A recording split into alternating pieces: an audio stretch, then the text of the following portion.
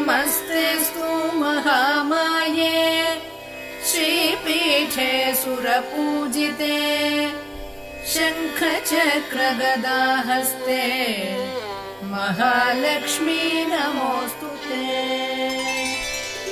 नमस्ते गरुडारूढे डोलासुरभयङ्करी सर्वपापहरे देवी महालक्ष्मी नमोऽस्तु ते।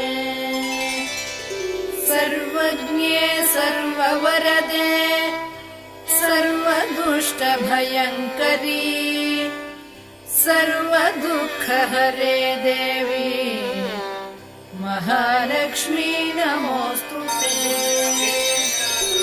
सिद्धिबुद्धिप्रदे देवी भुक्तिमुक्तिप्रदायिनी मन्त्रमूर्ते सदा देवी महालक्ष्मी नमोऽस्तु ते। आद्यन्तरहिते देवी आदिशक्ति महेश्वरी योगज्ञे